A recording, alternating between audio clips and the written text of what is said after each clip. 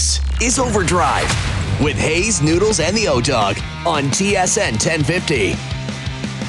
That's the motto. Drop a few blues and pop a few champagne bottles. Final hour OverDrive continues, brought to you by FanDuel, bringing you everything from the opening line to the final score. Brian Hayes, the O-Dog, Jeff O'Neill, Jamie Noodles McLennan. Jesse Marsch is the new head coach of the men's national team. The World Cup coming up in 2026. Copa America this summer. We'll catch up with Jesse later in the hour. Get his take on the job, the players, the beef between the Canadian Soccer Association and the players, what kind of role he could play in trying to, broker that relationship. And, you can't prepare for the World Cup if you're not going to play, and you're not all on the same page. So that's coming up with Jesse later in the hour. And Mike Johnson coming up here in just a few moments on what happened at the World Championships today, what he expects out of the Oiler game tonight, where Calvin Pickard is going to get the start instead of Stuart Skinner. That's a pretty significant story. And there's obviously a lot going on in the NHL. The Jays have been rained out tonight, so no Blue Jay game tonight. So you just settle in for hockey and basketball tonight. Yeah, do they go to the doubleheader then tomorrow? Like, how does that work? No, it's not going to be tomorrow. I think they said either end of June or end of July they'll make it up. Oh, okay. Yeah, because they'll be down at Baltimore a ton throughout the season, or there will be other opportunities because it's a divisional game. Where it sucks is if you get rained out in Seattle or something, and you're like, how are we supposed to make this up? Like, we're never coming back out here. East Coast early in the season in the division, they'll make it up with a doubleheader later in the year. And, the other thing too is that mess with the starting rotation. Like, there's now all of a sudden next game, like pitcher, you just push it a day. It'll probably just push. Yeah, it'll push. I mean, that it's going to help the bullpen. They've been, playing a lot of baseball. They've had a tough schedule. Now, you won last night. Now it becomes a 2-game series against Baltimore. Can you find a way to win tomorrow? Is that like it's not like the toughest part of their sked, is it? Or well, they've had a tough schedule early on. They've obviously played the Yankees. They've played Baltimore. They've played the Dodgers. They've played Kansas City, who's off to a good start a couple of times. Now, they also played Houston, who's been awful, but they dropped 2 of 3 against Houston. And if it wasn't for David Schneider, remember he hit that miraculous home run in the 9th, they would have got swept. Oh, that's right. And since then, Houston hasn't beaten anybody. They're just so injury riddled that they're a mess. It feels like maybe the Houston window's finally come to an end, where they've dominated for a decade. No Blue Jay action tonight. PGA Championship kicking off on Thursday down at Valhalla. We'll have our picks tomorrow.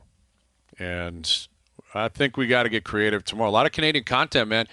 Canadians played well. Again, Pendrith was great. Was he T6 or something? Mac Hughes is getting it. Mac Hughes is hitting it good. Yeah, he is. Seems like kind of a – I don't know what it is. It's like you associate – like I feel like Nick Taylor would play good at the PGA. I don't know why. You just kind of – U.S. Open PGA – I like a Nick Taylor type of golf game. I do too. He's a grinder. He can play in big tournaments, man. I like him. Can. Yeah, I agree with you, man. Number 1 amateur in the world. Can I have him tomorrow? You want Nick Taylor? Is that what you're I'll sacrifice something. What do you want? Well, I mean, in terms of the subcategories, usually take Tiger Woods and I'll take Nick Taylor. You want that? So you get Phil in the Tiger versus Phil category? I don't want Phil. I don't winning it. How about we don't even – it's sad. I think we're out of – category. Really? Is it sad that I would be okay if we didn't even do that subcategory? Is that – That is it's sad, but it's a sign of the times, and it's like it neither is, of man. Those guys are winning anything. Phil. It's like it's like if we were doing some kind of pool in the NBA, and it's like, are you taking SGA or are you taking KD? Mm-hmm. You're taking SGA every day of the week. You are every damn day. That guy is legit like a superstar, stud, man. Right. Look at last night. Like Luka missed those free throws and. Yeah, like it is. It's more Shai Gilgeous-Alexander's league than it is Kevin Durant's. Yes, and it's hard to get your head around that. Yes, it is. Yes, Durant will have something to say with his burner accounts. Oh yeah, like Durant's profile is still way Yeah. bigger. He's Kevin Durant. It's not. It's not about. Yeah, he's one of the greatest scorers of all time. You Absolutely. can't dispute that. But as far as like the now, Yeah. it's SGA, it's Jokic. Like it's not All day. those. Yeah, Anthony guys have Edwards. pushed Anthony through. Edwards. Yeah, they Yeah, those pushed guys. through. That's It's their what it league is. now. It's a new era, right? There's guys in their late 20s like Giannis and Jokic and Embiid if he's healthy. But LeBron and KD and Steph, like it's been their league for 15 years. It's not anymore. They hang over the league because of who they are. But that's crazy. Like that is a sign of the times. Like they're they're out soon. Yeah. And like you look at the history of the NBA where Jordan and Magic and Bird, like that's what those three guys are going to be in like 10 years. They're going to be the old guys talking about the new guys. And yeah, the NBA's changing. Even the TV deal is up, and it sounds as if NBC is taking it from TNT. Like it sure sounds as if inside the NBA with Charles and Kenny and Ernie and Shaq, like that's it. It's over. I think it's got 1 year left, and that studio show is going to come to an end because TNT's not going to have the rights anymore. Oof. It's going to be NBC and ESPN. It'd be crazy not to bring them aboard. Yeah. That's. I think you're right, man. I mean, But the I thing would is, argue. Chuck's been ripping ESPN for years. He's like, you Yeah. dummies over at that other network. I Like, know. you've been saying that for 20 years. Yeah, he Watch has. out. Well, it's NBC that's got to grab them then, right? Yeah. Like NBC's the one. I don't know what they're going to do. I don't know who they're looking at. But that inside the NBA panel, I would argue that team has created more content for the NBA than any actual individual with NBA Malik team. Andrews and Kendrick Perkins. Yeah. No, I'm talking Charles and Shaq. Oh, and yeah, Kenny. That panel Yes. alone is That must-watch panel TV. creates Yeah. more content than the Nuggets, the Lakers, the Heat. Like everyone loves them more so than even the games that are being played. Here's Mike Johnson, our TSN hockey analyst, who's over in Prague. What the hell happened this afternoon? What did we just witness? Canada blowing a 6-1 lead. Something that we have never seen before. I'm not sure I'll be alive to see again, Hayes. Yep. I mean, 6-1, totally normal game. Shots are 35-12 after 2 periods. Comfortable. Canada has the puck the whole game. They go for the third period. And, I get it. I've seen this tournament many, many times, and Canada always, gets close in a game against Norway or Denmark. It happens. It's just the nature of hockey and the nature of the tournament. But at 6-1, you can screw up many times, still have time to recover, get focused, pay attention, and work it through. But it was 2 quick goals in a row, made it 6-3, and think, okay, that's no problem. It was bad turnovers, bad changes, bad coverage, bad goaltending. But these are all good professional players, better than good, really good players that know how to win. And they had multiple moments where they could have reset and got their bearings. The coach gave it to them that one commercial break, trying to get their attention. And just the decision-making, Hayes, was, I know there's no chemistry and the guys don't know each other. Maybe it's a new system, but it's still hockey. It's Austria and it's still hockey. And just the decisions, puck management, game management, line changes, goaltending, Binnington, who is the best Canadian goaltender in the world, all of it sort of just came right apart for a whole period. They put up 5. It was wild. Now, John Tavares scored in overtime, but you never seen one team lose in overtime and be happier, and one team win in overtime and be more disappointed with how it went down. I don't know. It's hard to explain. It was almost hard to watch to believe what you were seeing. I'm seeing something online that I'm hoping is not true. Oh, God. John I hate Tavares. breaking news. Well, no, it's not breaking news. But John was asked after the game, what can you take out of this? And he said, quote, it's a huge lesson. Oh, end no. quote. Johnny T is bringing his lessons from Toronto over to Canada. Respecting the handshake line, too. Did he say that? What's he thinking, Johnny? You can't. That lesson stuff, man. That classroom's in Toronto, man. This is Canada. We don't do lessons when we're wearing Canadian jerseys. What's the lesson? You can't stop playing against Austria? When you're up 5 against Austria, you got to really lock it down? Huge lesson. Oh, my Just like God. losing Well, to Columbus was and Montreal and all that stuff. A lot of lessons. I mean, I don't know what you're going to say, but other than like that was like the honest answer was like that was really bad by us. But you also kind of want to be respectful to them. Like that was a big moment for Austrian hockey. But Johnny, that's all people want to hear from a guy. They just want honesty to say, you know what, we stunk the joint out. We sucked. yeah. But you know what? We got it back on track and we got the W. If we continue to do that and play like that, we will not win a medal at this tournament. End of story. The quote's over. All the lessons and execution and all that mumbo jumbo, it's not captain speak and it's not truthful speak. And I don't know why he does it. It doesn't bother me. I don't lose sleep over. I just wish he would come with the heat. I know that's not in his personality and he's a lot different than me. But just stop with the. I don't even know what it is.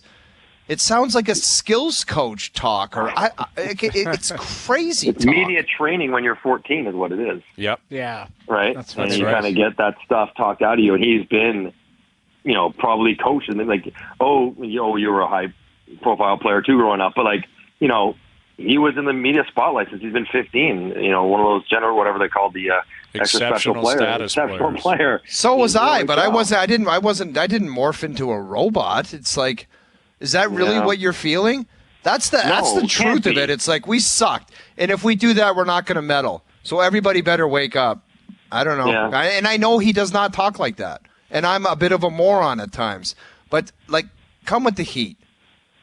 I'm hoping, benefit of the doubt, that some version of that was said privately in the locker room, because they would all feel it. Like that was garbage. Like that was not acceptable.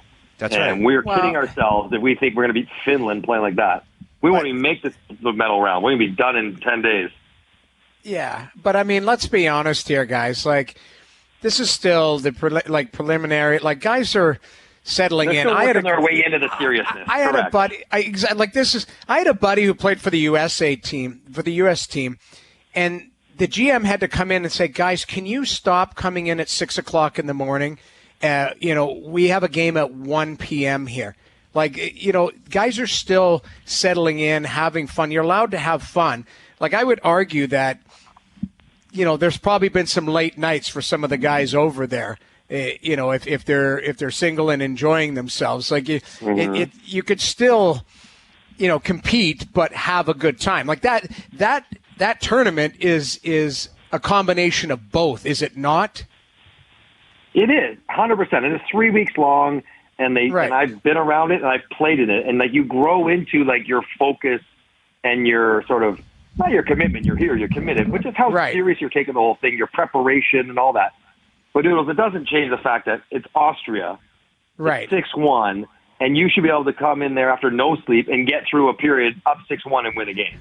Canada, I agree. right? I agree. Yes. So, You like, could be buckled, that- and you should win that Like, game. and you're right, and like you don't want to come on like, how could you not bear? Like their serious games happen on the weekend, and then they go into the knockout round next week, and that's when everybody ratchets up and they get focused and they sleep well and they eat well and they're here to try to win.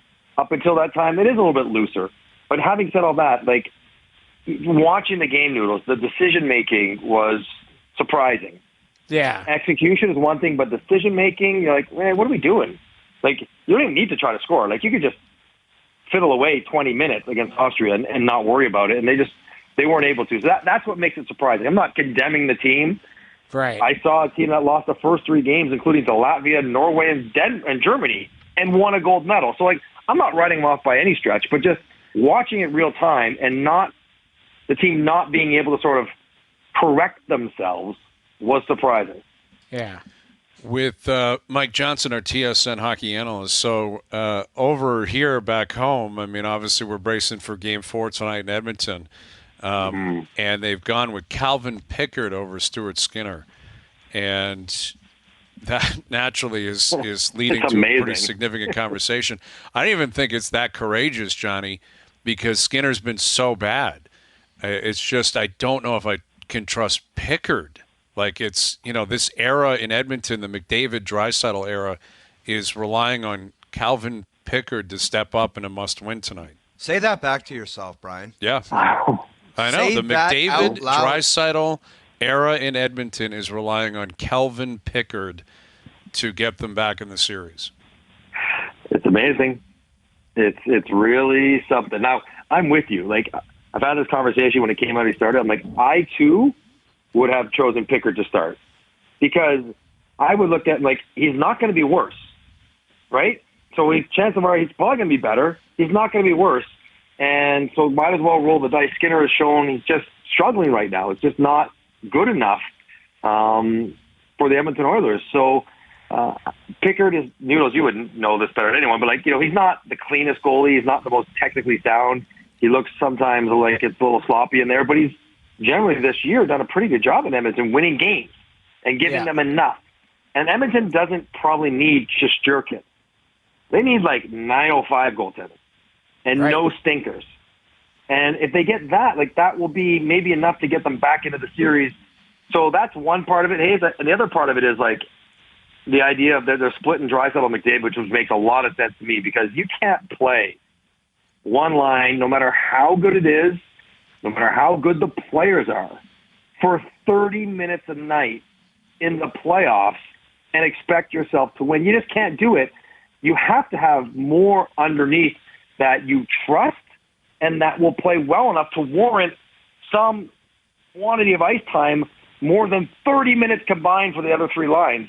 So I agree they should split them and give Vancouver something else to think about and give their own team a little more belief that, hey, we have more guys invested in this game because the last couple games you're watching, it's McDavid's group, and that's the only group that's playing. Everyone else is just sort of biding time until McDavid goes again.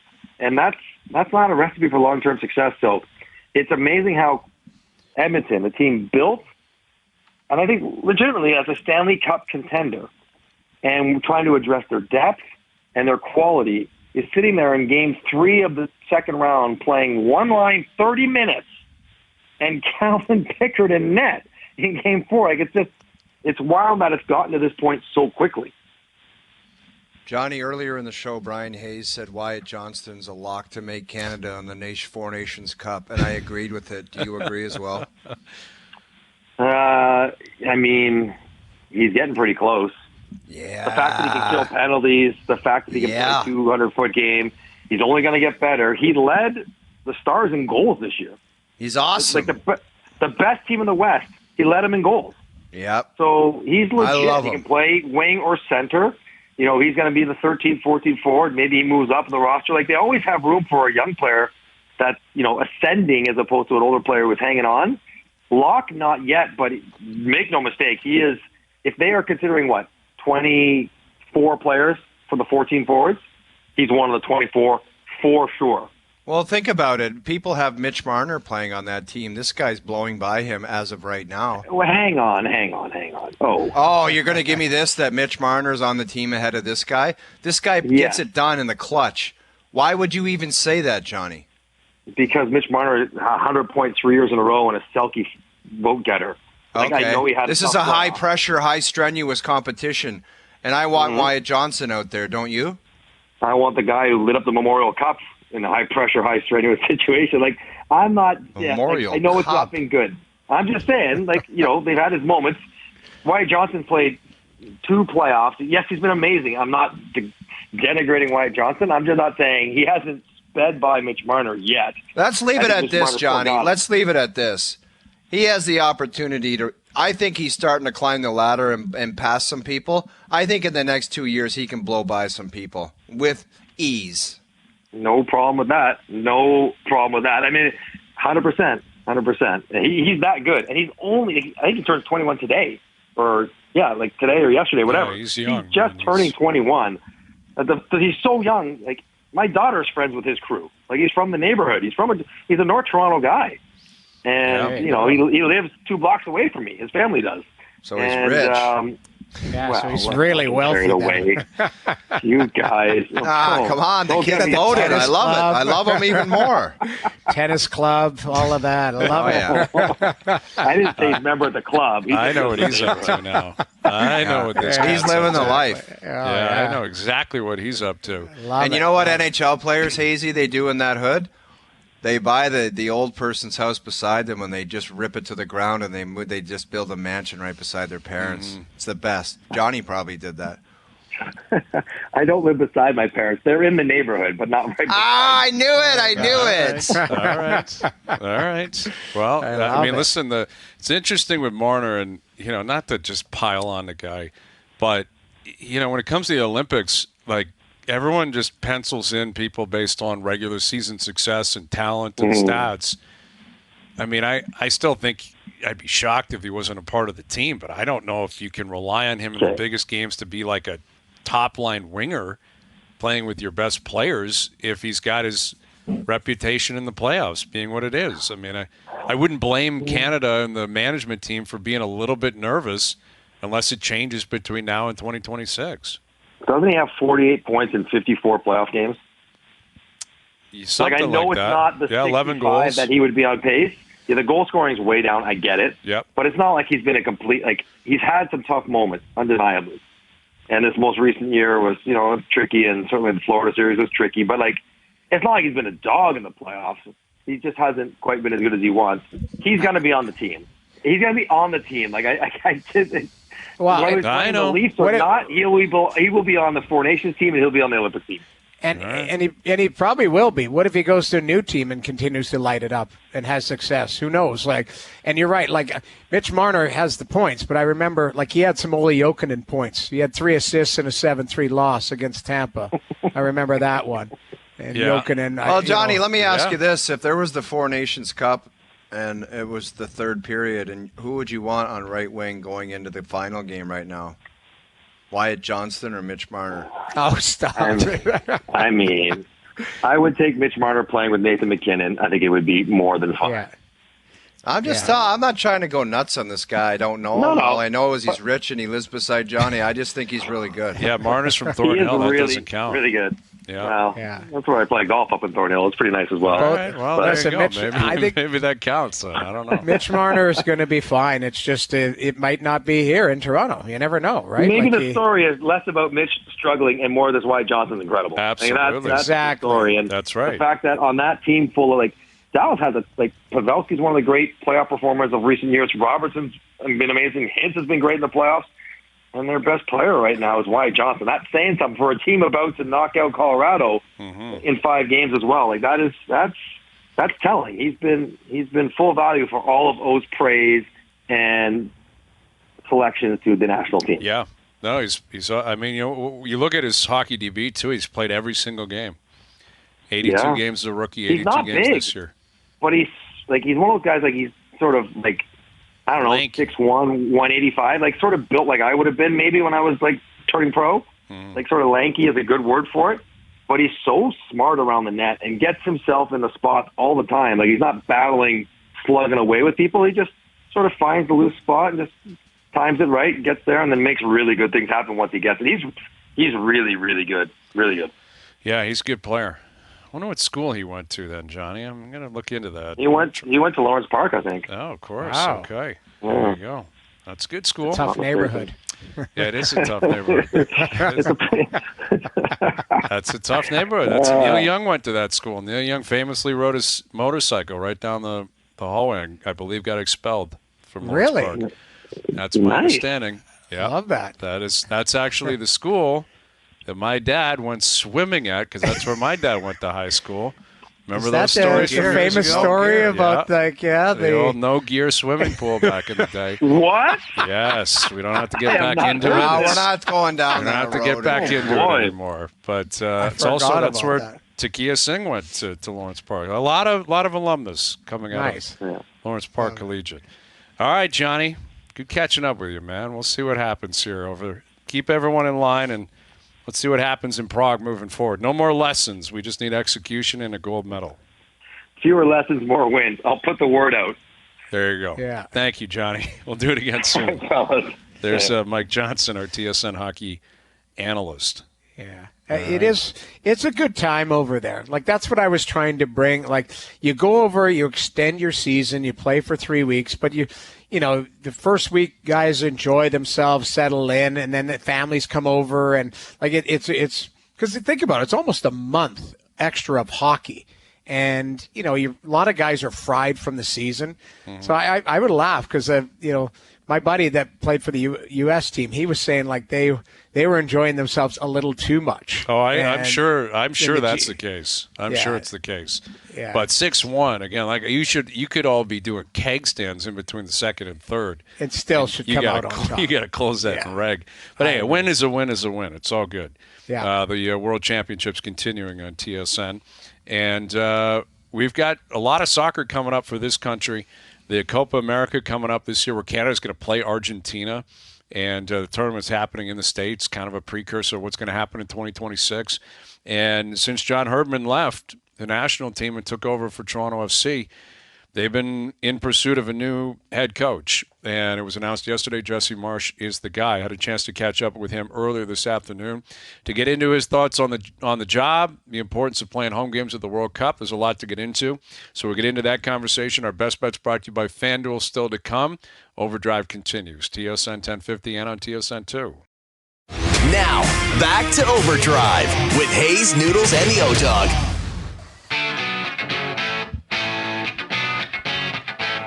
All right, best bets brought to you by FanDuel later in the hour. We got a couple of Stanley Cup playoff games tonight, a couple of NBA games tonight. Some wild scenes with Toronto FC and MLS recently. Some suspensions coming down, some brawls. Dude, that brawl was for real, man. That wasn't a soccer brawl. I mean, there was no legit punches, but they meant business anyway. Yeah, they did. It's some serious allegations back and forth, and it's been a pretty wild start. But John Herdman's there and trying to put his finger on the issues in the past and trying to get that team moving in the right direction, much like he did the Canadian national team for years. And obviously he was a big part of them getting to Qatar in 2022 and getting back to the World Cup for the first time since 1986. And we know they're going to be there in 2026 as a co-host, and they'll be playing their home games at home. A game in Toronto, a couple of games in Vancouver. And they've been looking for a new head coach, and they finally found their guy. That would be longtime manager, former player himself, Jesse Marsch. And I had the opportunity to catch up with him earlier today. And, the Canadian Soccer Association has been talking about how excited they are, how they feel like they got the right guy. And I began by asking Jesse to give us his view as to why this job is so exciting for him.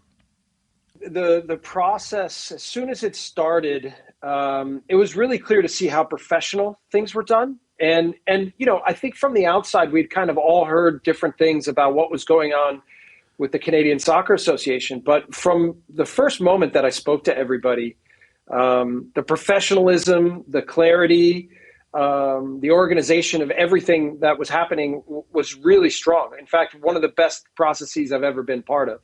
And then the more that we started to talk about what our visions would be for the future and how we choose to lead and what we think is important within an organization, there was a lot of symmetry, right? With the mentality, with the, I think, intellectual capacity and ideas of how we would choose to move forward if we were to work together.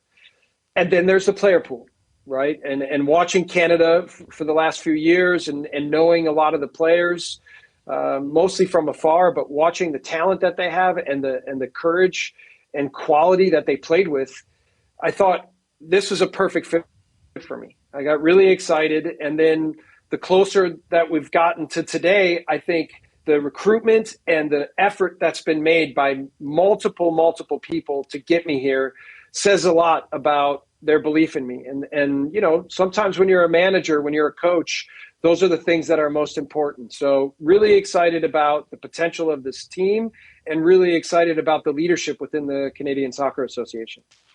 Well, you mentioned the player pool and obviously the build up to 2022 and them finally making back to the World Cup since '86, really galvanized the country and really had people hyped for what's coming. And in 2026, Canada was going to be there anyway because they're hosting.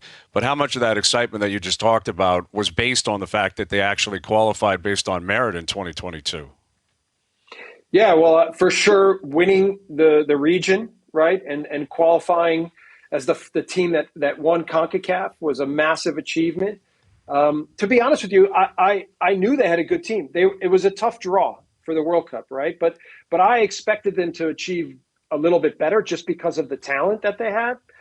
But I think that first initial experience, right, of winning CONCACAF, going to the World Cup, understanding what that level is like, what the attention to detail and what that moment brings will only make this group stronger. And I think their even expectations, just from talking to a few of them, their expectations for themselves have changed. And now with a home World Cup, getting to play all the group matches on home soil, in front of your fans, I think it's really key for us to continue to develop this team, to continue to push the envelope of what success looks like so that we can build momentum to 2026 and feel like we give ourselves the best chance to have a real special summer.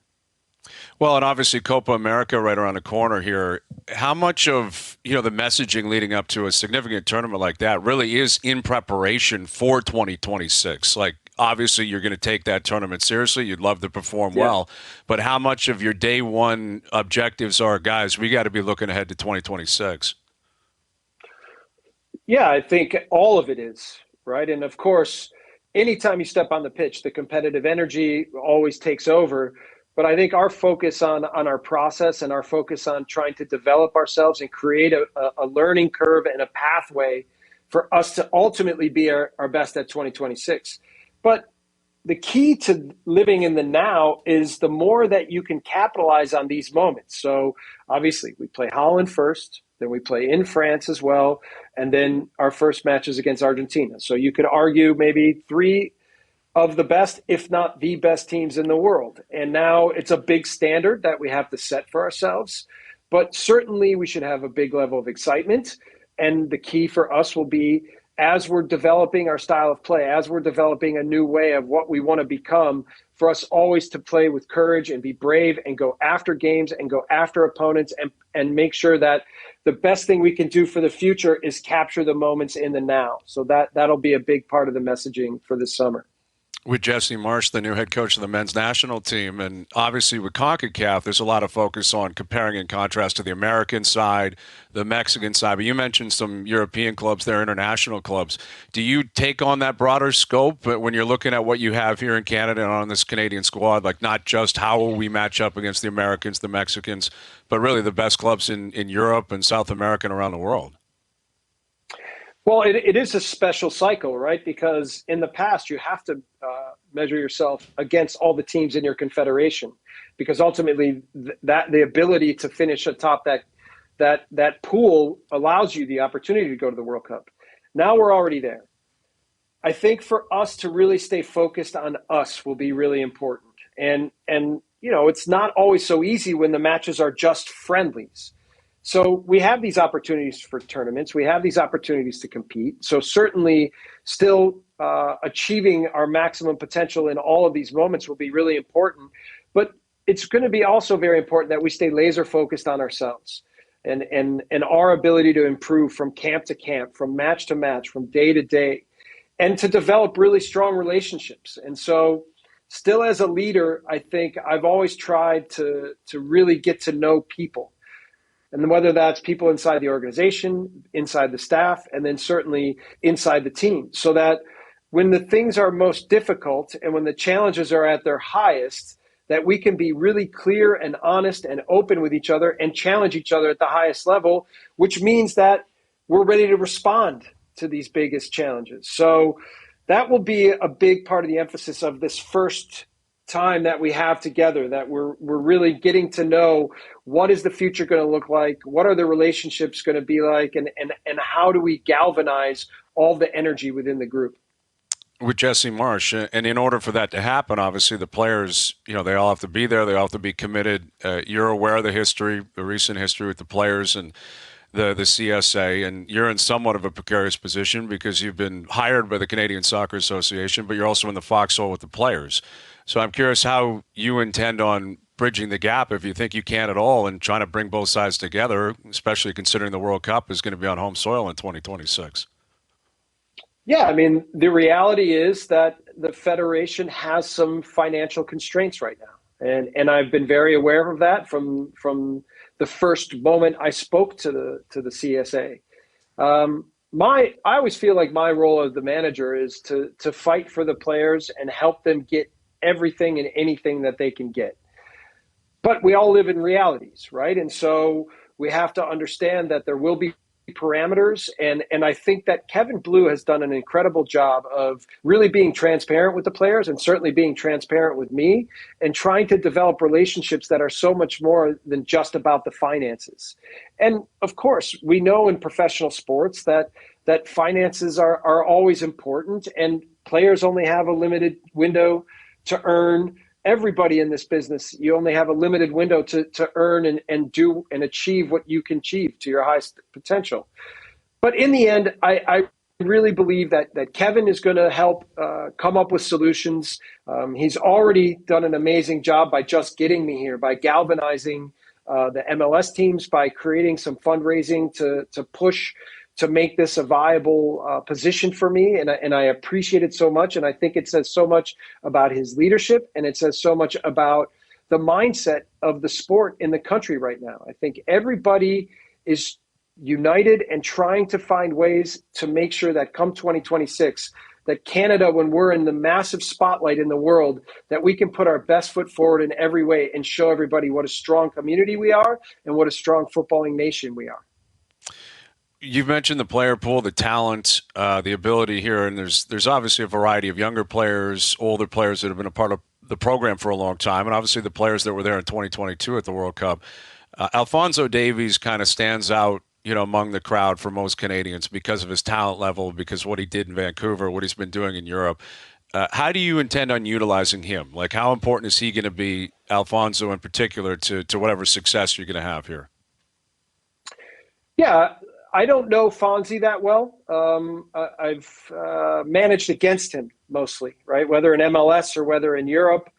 Certainly have kept track of him, because when any of us who come from MLS and then we step our feet into Europe, I think there's a common bond in really wanting to see all of these people and players and coaches succeed, because we all know that we're fighting for credibility.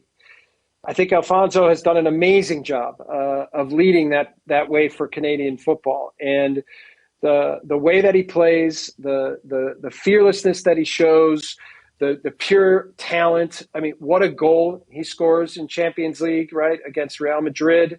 In general, we know that he is the face of Canadian soccer, and I think the ability for me to maximize his talent and potential within the team, and then also I think to challenge him to be even more. From everything that I've seen from afar, he's a humble, hardworking player, and I think we need him to continue to be the face of Canadian soccer, but obviously support him as well with myself, with the staff, as well as a lot of the other big players that are playing in Europe. And the beauty is that now I think that Canadian soccer has more of these types of players than we've ever had in the past. And so it's my job to really help maximize their potential, to make them accessible to the Canadian public, to show everybody what this team is going to be about in the next years. And certainly that in 2026, there's incredible momentum and success already behind the team. Well, we certainly can't wait for that. Congratulations on the new gig. Welcome aboard. It's going to be a fun summer with Copa America, and obviously a great build-up towards 2026, and I'm sure we'll chat again soon. Thank you for this. Thank you, Brian, and I just want to say to all the fans and to the entire country, I'm really excited. We're going to work tirelessly to bring you a team that you're going to be really proud of. So I couldn't be more honored to be in this position. I know the responsibility that it holds, and I'm going to work every day to make sure we have the best team possible. So thanks for having me, and I hope to see you again soon. There he is, Jesse Marsch, a little Larry King live, one-on-one. I like it. Love it. Dude, I like those. They're like features. You're a great interviewer. You ask great questions. Do more of them. All right. Happily. Yes. Yeah, it's just great. I enjoyed every second of that. I did. Thank you for that. I appreciate that. I'm sure you know who probably did as well? Don and Mary Lou. I'll bet you Don and Mary Lou, who you know what? Today. When I told Don, me and Don, we were getting some photos printed at Walmart, and he looked me dead in the eye and he goes, "Are you the O-Dog?" I said, "Yes, I am." He goes, "I listen to your show, and more importantly, my wife, Mary Lou, loves it too." And I said, "That's great. I will give you and her a shout-out." Now it's shout-out number 2. Yeah. Uncle Donnie and Aunt Mary Lou, we love you. We love you, you huge go. fans, and we hope you enjoyed that little Larry King feature with Jesse Marsch. Yes. So It's going to be a part of the show moving forward into Yes. the summer. yes, I love that idea. Little We're gonna know what we're features. going to call it? We're going to throw to it like this. Here's Brian Hayes, one-on-one.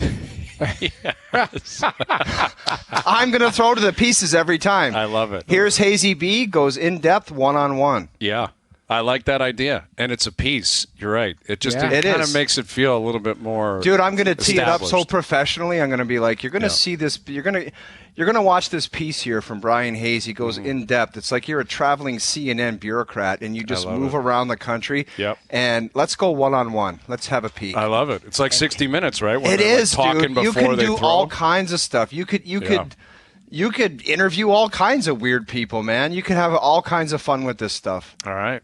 I like it. Yeah, the feature desk. It's coming. It's going to happen. I love Yes. No, What would you feature say- pieces. it. Feature pieces. What would you say to LeBron with the bottle of? I'd ask of about the wine? red wine last night. Yeah. Like, what's up with the bottle of red courtside? You know, Yeah. and like, what's up there? And everyone knows you're a free agent.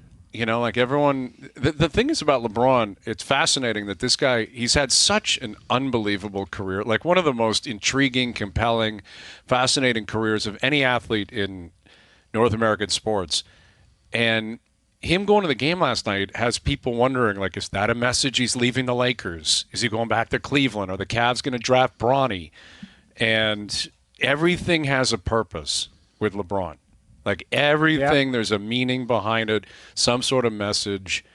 And on top of it, a bottle of red courtside, which I'm fairly certain no one else in that building could get. Well, the meaning behind that is I'm LeBron and I can get away with this, and the only way I come to the game is if I get this service. So that's the reasoning behind that. Probably true. Yeah. Courtside and a bottle of red, please. Thank you. Yeah. With the cork still in. He brought that in. Like yeah. he it seems like he walked that in. He might Like- have. And who's going to stop him? Right? Like he Right. walks right through security. That guy's not going through like gate 4 to get in. No. You know what I mean? That's underneath the building, right in, red Yeah. carpet, LeBron. And even that's turned, like 180, right? When he left, took his talents to South Beach, they hated him so much. Burning his jerseys. Oh, all man, of that, was he right? despised in Cleveland. Wow, he's an Ohio guy. When he took a dump on them like that, they Yeah. were pissed, man. That There was one hurt. riots. They were rioting. Riots. And then he went Yeah. back, won a championship, and it's all good. All right, we'll come back with our best bets. Brought to you by FanDuel. OverDrive continues. TSN 1050 and on TSN 2. Now, back to Overdrive with Hayes, Noodles, and the O-Dog.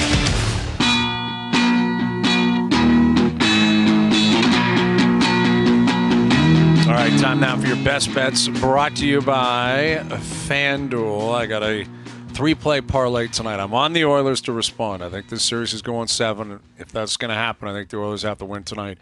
I'm on the over 6.5. Like, Pickard's in. She loves you's in. The Oilers on the power play is crazy. What did I you could call him? Shilovsky? She loves you. She loves She loves you. Yeah, sorry. Yeah, come on. yeah, I'm going to yeah, kill yeah, that yeah. bit, dude. I'm going to do it whenever this guy's playing. She loves you is going to be in the back of my mind.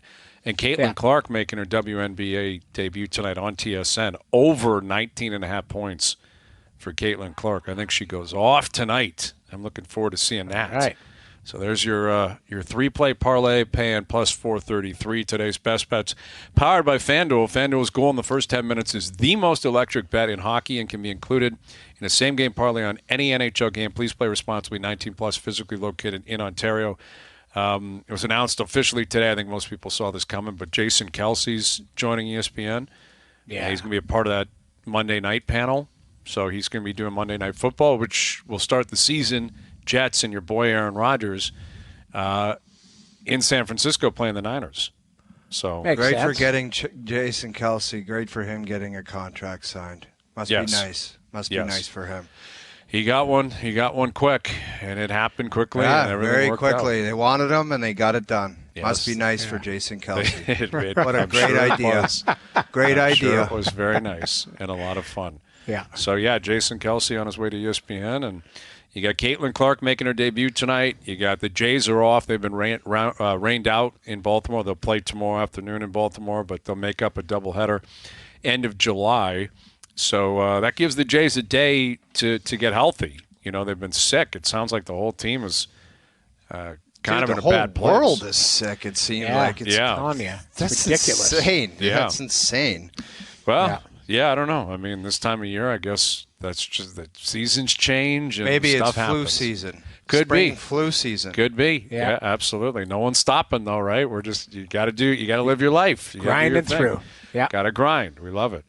All right, thanks to everyone behind the scenes. Al's brother making things happen. Our man Sean on the TV side, because Joe from the Bridge. Obviously, the Bridge has had a new baby. Is he doing the 6-month thing? No, I think I don't know when we'll see Joe again. It may not be anytime soon, but the Bridges. Everyone's happy. Everyone's healthy. So we love hearing that. So thanks to everyone behind the scenes for helping out. Everyone for tuning in today. TV, radio, podcast, web. We appreciate it. We're out of here. Enjoy your evenings. Enjoy the games tonight. We're back tomorrow at Figgy, 4 p.m. We'll chat then.